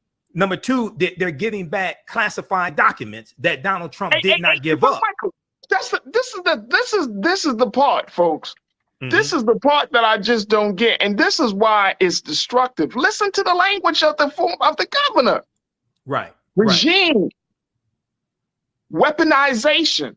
Let's put this back up here. I want us to do this, man, because this is going to get ugly, folks. Listen to the language. The weaponization of federal agencies against the regime's political opponents. It's designed to be inflammatory and incite a lot of the coup plotters, incite a lot of these domestic terrorists. And you know what's just going to incite, Brother Michael? A civil war. Civil war. It could lead to that, but I don't think it's going to turn out the way they think it's going to turn out. No, that's what I'm saying. I'm just saying it's not going to turn out to right. You got a different. See, this ain't the Trump administration. This isn't the Trump administration. Okay. This is not the Trump administration. I'm just saying the GOP, right now is off the rails, right? And if they don't get themselves together, this shit is going to go bad very quickly. Right. Well, that's what I'm saying. That's all I'm saying. Well, you use this language, bro. You know, as you know it, and I know we study communications. We understand the power of words. You start to use certain language like regimes, weaponization, and you're going to look. I know. I was watching this documentary, and they were talking about domestic terrorists. How many different groups of domestic terrorists are currently in this country? Thousands upon thousands, right? Since President Trump went into office, we saw that that number had exploded. Domestic terrorism, I'm talking about those white men, those militias and those groups, right? Proud Boys, Oath Keepers, and all of these guys, people often kind of put them in the context of, oh, these guys hate race. No. These guys hate government. These guys... They hate government until they need government, until there's a tornado. That's what I'm saying. They hate government. A lot of them hate race also, but they hate government until they need the government. That's what I'm saying, that this is an like the whole militia. And I was listening to a podcast about this, and I can't remember the podcast off the top of my head, but they were talking about the history of some of these militias, and they're anti-government. Well, that's the part I don't understand. Like, why are you speaking to a sentiment that is not in support of where you are? Well, one of the reasons why is because when they say they're anti-government, one of them has to do with the government, historically, the federal government helping African Americans. Number one. Number two, it has to do with the fight between the federal government and states' rights, which goes back to the U.S. Civil War and the Reconstruction era. All this is a continuation of the Civil War Reconstruction.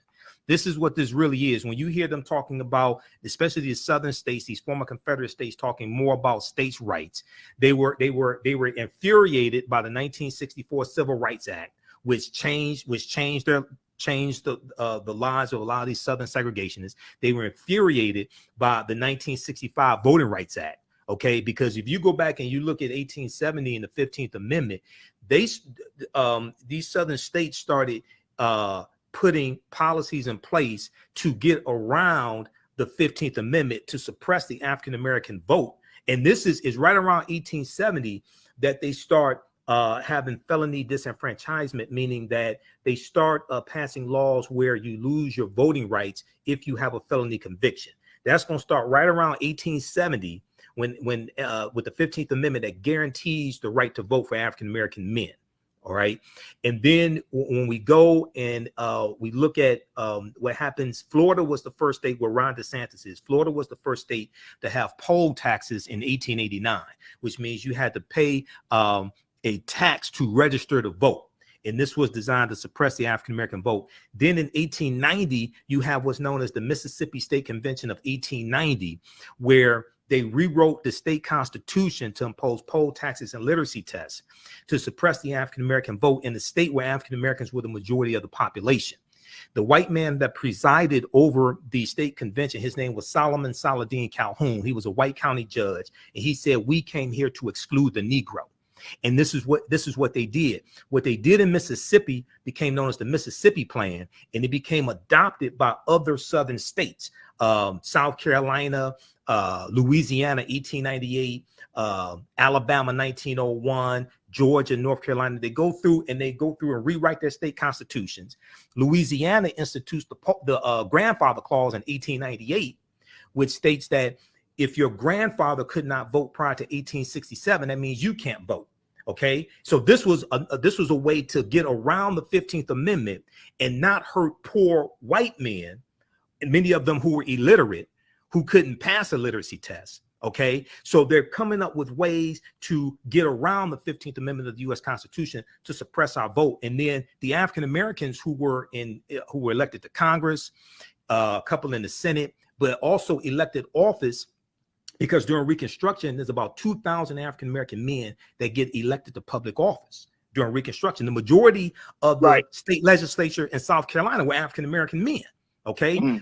Most of them all get wiped out, get knocked out of office because our vote is suppressed. Well, the voter suppression bill, starting with Senate Bill 202 in Georgia, okay? What Georgia did with Senate Bill 202 is being copied by these other states, but this is being funded and crafted by one of the groups is Heritage Action for America, which is the sister organization to the Heritage Foundation. Heritage Action for America and Jessica Anderson, who's their executive director, got caught on tape. She was speaking to a group of donors in Arizona. MotherJones.com exposed this and released the recording. And she said it was her organization that crafted Senate Bill 202, and they're crafting these boilerplate legislations that are making their ways through state legislatures to suppress the vote. Latinos, African Americans, Asian Americans, things like this. So we see history repeating itself, but we have the hindsight of history, and we have to. This is why voting is so important, to vote these people out of office. Okay, to protect ourselves. Yeah. Hey, look, we're going to take another quick pause. When we come forward, folks, let's talk about, let's continue to kind of, get your thoughts, but we're going to just share some final thoughts around this situation because there have been, like I mentioned, there are so many different elements to this conversation. But one of the big things, folks, is that we are in a very, very unprecedented time.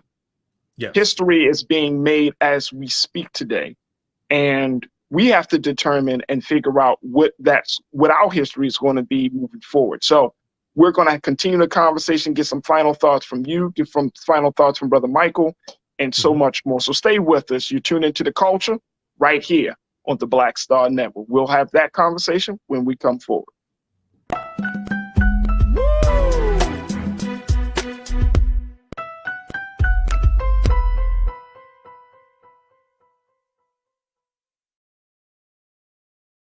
When we invest in ourselves, we all shine. Together, we are Black beyond measure. I'm Deborah Owens, America's Wealth Coach, and my new show, Get Wealthy, focuses on the things that your financial advisor and bank isn't telling you, but you absolutely need to know. So watch Get Wealthy on the Black Star Network.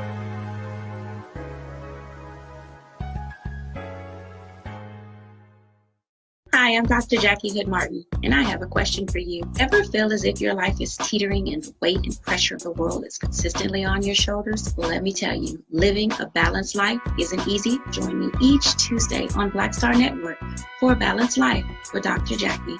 We'll laugh together, cry together, pull ourselves together, and cheer each other on. So join me for new shows each Tuesday on Black Star Network A Balanced Life with Dr. Jackie.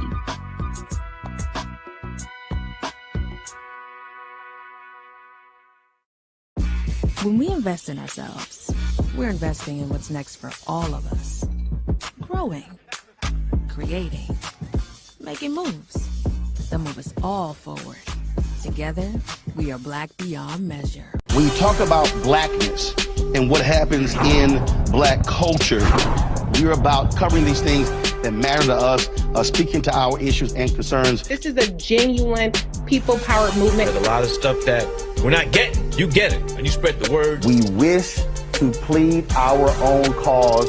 Too long have others spoken for us. We cannot tell our own story if we can't pay for it. This is about covering us. Invest in black-owned media. Your dollars matter.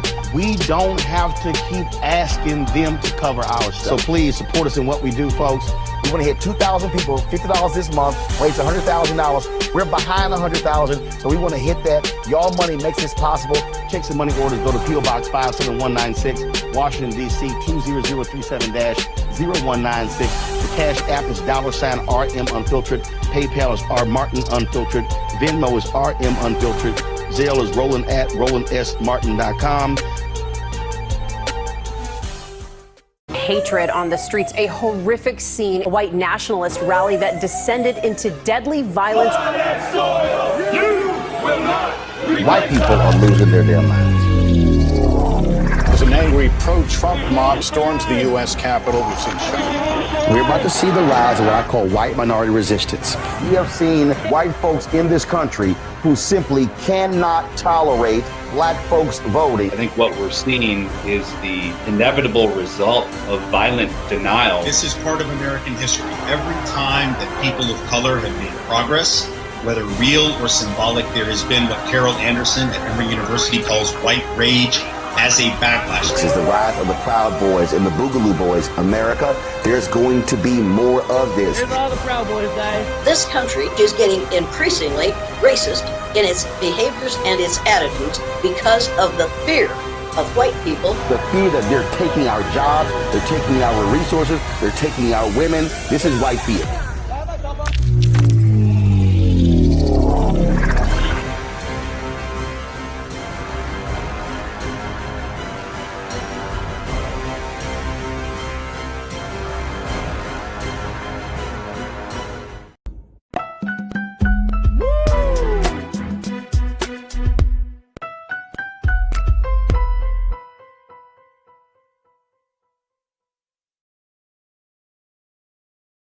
Folks, welcome back to The Culture here on the Black Star Network. I've been having a very, very great, just an awesome conversation with our guest panelists here today, Brother Michael Imhotep, who's been, you've seen him on Roland Martin Unfiltered, and I'm so happy that my brother was able to spend some time with us this afternoon to give us a historical context, to give us his analysis about what we're looking at and what we're expecting to see. As you know, the latest news coming out of the Department of Justice and the Attorney General Merrick Garland that was made earlier today, stating that, they're taking unprecedented steps to retrieve some classified documents, highly classified documents that are in the possession of former President Donald Trump in his residence in Florida. And so we're having this discussion to start to poke holes in this idea that this was first a raid, this wasn't a raid, having the discussions at the implication of this move by the Department of Justice and the FBI. And now I wanted to, as we have a few moments left, and the discussion has been so lively, Brother Michael, and let's bring him back in. The discussion has been so lively, brother, that we just kind of threw away everything else on the page for our show. But that's all good, because you know why? Because, I know, and like, when you have major moments like this, and so many people have been checking in on the chat, on the YouTube, Facebook side. When you have major moments like this, it causes us to pause, to have a reflection moment, a moment of clarity, to look at these things and to say, okay, not just what's happening, but you know, I've been talking about this idea of long-termism, which is that consideration of future people that are coming up behind us. Well, I'm thinking about my son. I'm thinking about my daughter. I'm thinking about, me too. You know what I'm saying? Like we're in a position where we could really turn the tide on how this country operates, right? And I feel like this is a very, very important place in history.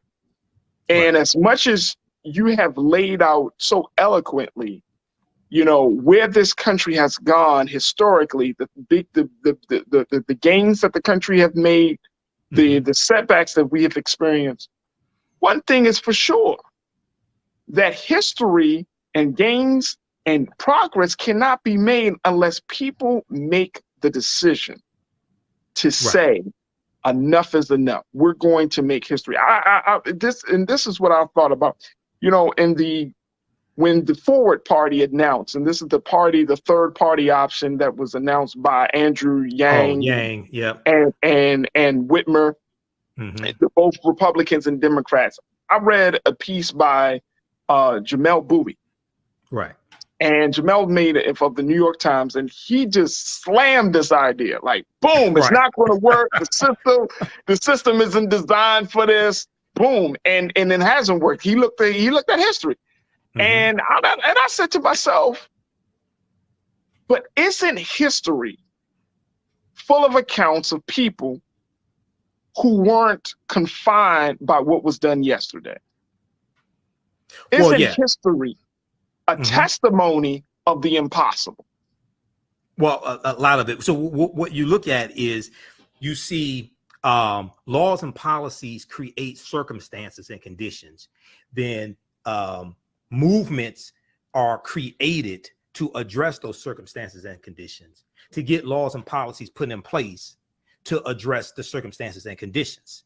So when we look at the Republican Party was founded in 1854 as a backlash to what's known as the Kansas-Nebraska Act of 1854, which allowed westward expansion of slavery. So a lot of abolitionists like Frederick Douglass were incensed by this. So the Republican Party was created to be the counter to the Democratic Party at the time. Then 6 years later, November 1860, their candidate for president becomes president-elect, Abraham Lincoln. Well, South Carolina fears that Lincoln is going to free the slaves. So South Carolina is the first state to secede from the Union, December 20th, 1860, 6 weeks after Lincoln becomes president. Then it's going to be followed by other states. And then you have the attack on Fort Sumter, April 12, 1861 in South Carolina which was a federal stronghold, to get the federal troops out of South Carolina. This is what triggers the U.S. Civil War.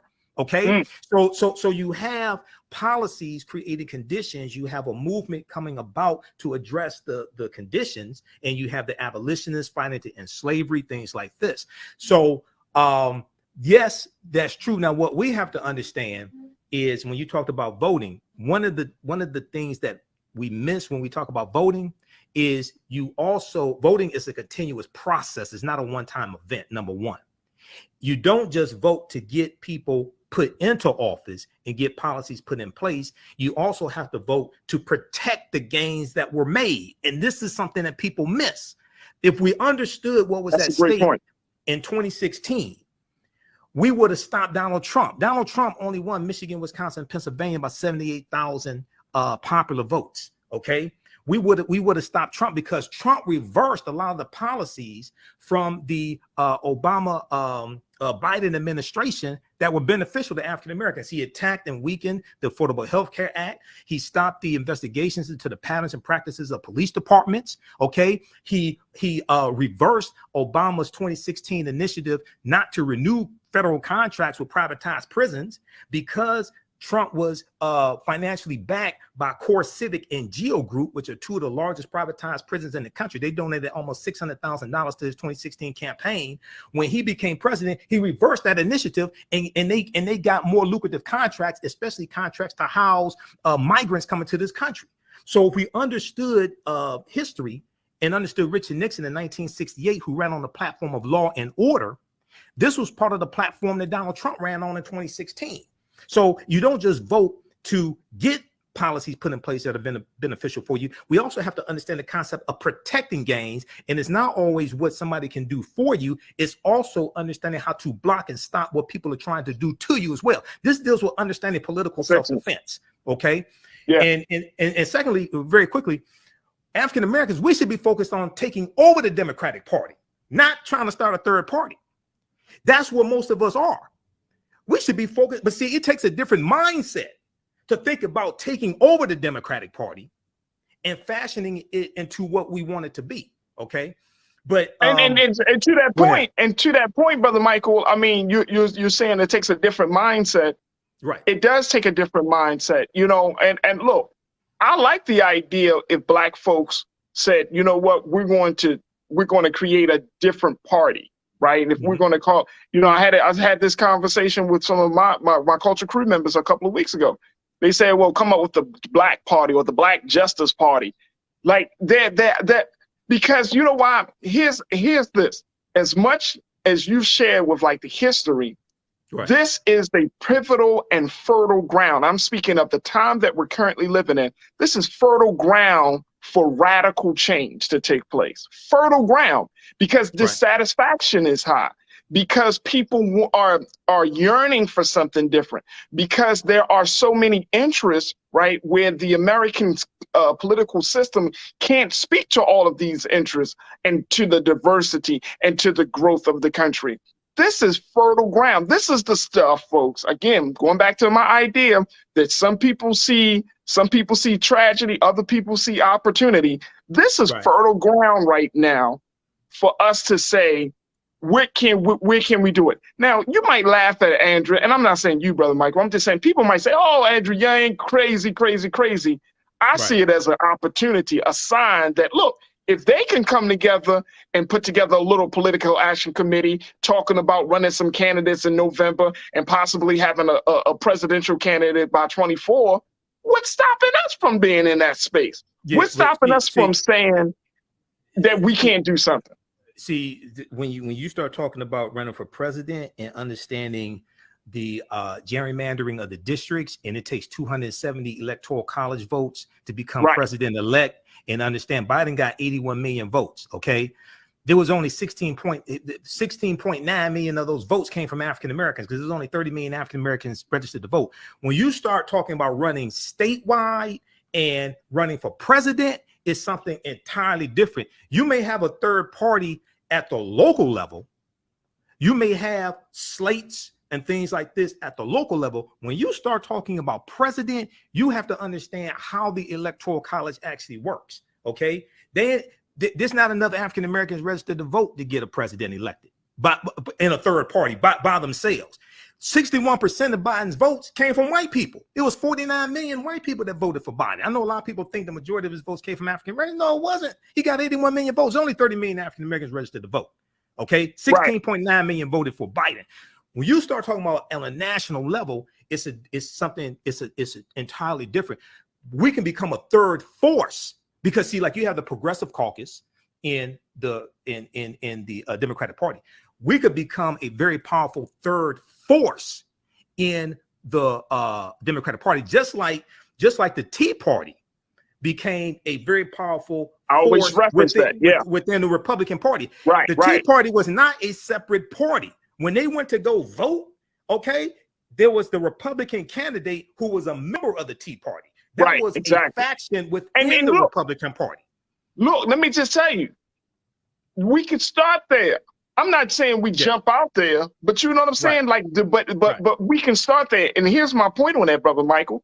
My point is realizing that you have power, that we don't just have to be consumers of politics, but we can be producers of new political thought.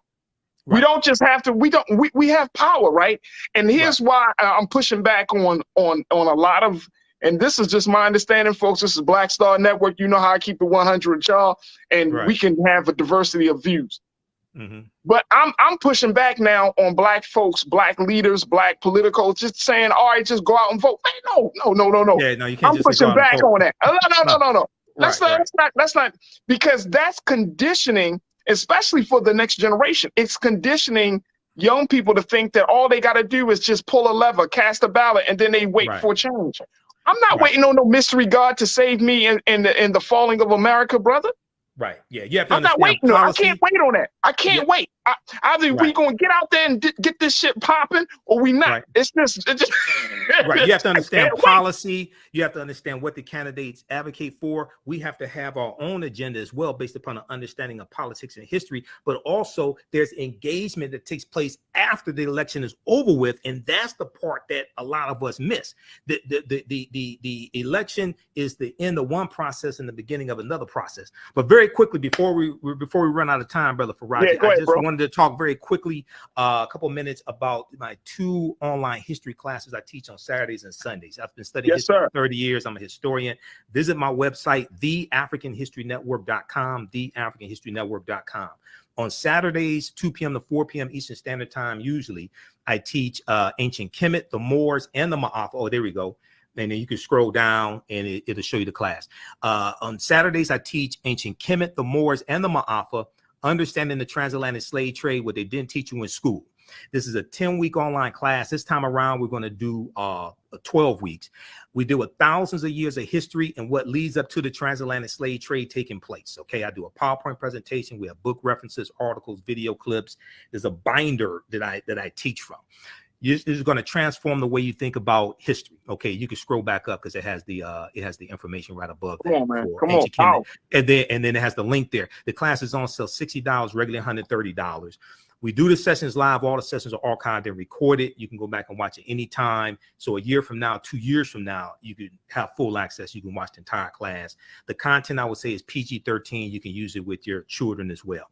On Sundays, 2 p.m. to 4 p.m. Eastern Standard Time, normally I teach from the Civil War to the Civil Rights Movement and Black Power, 1865 to 1968.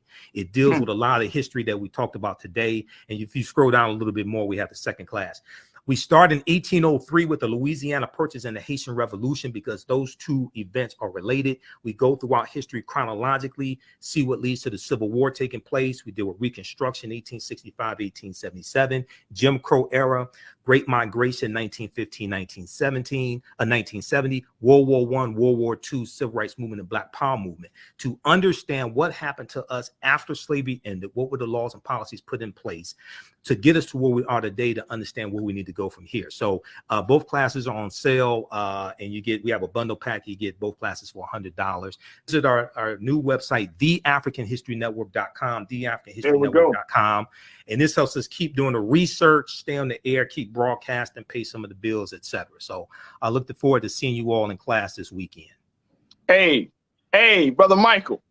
Yes. You are my brother, man. You are my guy, brother. Oh, thanks, No, Farajii. seriously. Thank you so much, brother. You know, this conversation and the way that we had this conversation could not have happened without your scholarship, your brilliance as part of this. Really, really sharing and providing some context. And this is why we need the Black Star Network. This is why we have these conversations, man, because, you know, when you're talking about shaping Black thought, with Black people, you got to hit us with the history. Yes. You got to hit us with the analysis. You got to hit us with the, you know, with the present, with the present events, like all of it has to, you know what I mean? So because we need a context, man. We need to have a full understanding. And I think today, so many people have been streaming, have checked onto the live stream, and they have been loving the discussions, brother. And so, you know, I really want to thank you on behalf of my team here at The Culture. We thank you so much. For having me. And I'll be on Roland Martin Unfiltered on Friday also. I'll be on Roland Martin. There we go, man. Yeah. You know what I mean? This is the brilliance of Black Star. So, you know, Brother Michael, I thank you so much for your brilliance and your leadership and your scholarship. But most importantly, brother, thank you for just doing the great work that you're doing, which is teaching history and putting it in a way that we can all understand it. Thank you, thank you, brother. I got to bring you back on, my man. Absolutely. Let me know. Absolutely. Absolutely. Yes, sir. Brother Michael Imhotep, check him out at the AfricanHistoryNetwork.com. Yes. The great show that he's doing on Sunday nights. There's his website right there, folks. Thank you so sign much. up for his classes and so much more. Stay connected. Also, where are you on your social media, Brother Michael? Oh, the African History Network on Facebook. We have 1 million followers there. Michael Imhotep on YouTube and Michael Imhotep on Instagram and on Twitter. There it is, the right AHN there. show on Twitter. But if you go to our website, it connects you to our social media platforms. There it and is, my right DVD there. DVD lectures and downloads are at our website also. Boy, we got heavy hitters on Black Star. Heavy hitters. Yep, thanks. All right, thank you, big brother. Appreciate you, Thank man. you, brother. All right, peace. Absolutely, peace. All right, folks, that's going to do it for us. I told you. You know, all the different elements of the show had to be like thrown to the side just simply because this is a big conversation. And trust and believe, Brother Roland is probably, I know he's going to go deeper. He's going to go deeper. So make sure y'all stay tuned for Roland Martin Unfiltered, 6 o'clock tonight. And of course, it's Thursday night. So, you know, Reese and Dr. Carr, they're going to have a lot to say. Big shout out to the Thursday team on RMU. But make sure you show your continued support for what we're doing here at Black Star Network. You can go to our website today and download the app for free. But most importantly, this is the move that we're in right now. The vibe that we're on is financial support, so we can continue to bring unfiltered, unadulterated conversation about issues and the stories that are pertinent to us. BlackStarNetwork.com. We need your full support, folks. We need your financial support. We need you to share the content. We need you to sign up for our email list. All of it. Become a full-blown supporter of Black Star Network. Check us out at BlackStarNetwork.com. Those are all the ways that you can financially support us. And we thank you. We thank you on behalf of the culture and the Black Star Network team. We thank you so much for your continued support of the great work that we're striving to do with Black media. All right, folks, that's going to do it for me. But I want to thank my dynamic team. I want to thank King Keenan. I want to thank Lisa. I want to thank my producer, Joel and Shannon and Ariel. And I thank all of you for your continued your analysis, your thoughts, and your praise for the show. Thank you, thank you, thank you. As always, never be afraid to challenge what's wrong. Stand for what's right while being yourself in the process. God willing, we'll talk tomorrow for another exciting edition of The Culture right here, only on the Black Star Network. Peace. Hatred on the streets, a horrific scene, a white nationalist rally that descended into deadly violence. White people are losing their damn minds. As an angry pro-Trump mob storms the U.S. Capitol, we've seen shooting. We're about to see the rise of what I call white minority resistance.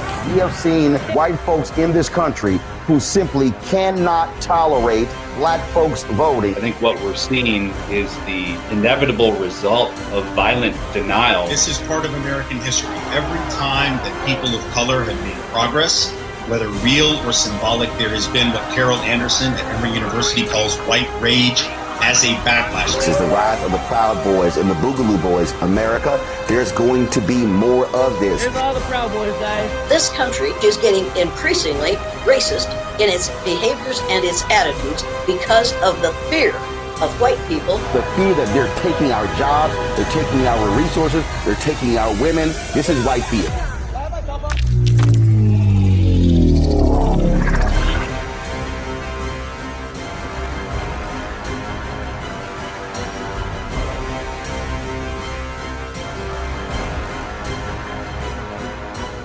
When you talk about blackness and what happens in black culture, we're about covering these things that matter to us, speaking to our issues and concerns. This is a genuine people-powered movement. There's a lot of stuff that we're not getting. You get it, and you spread the word. We wish to plead our own cause.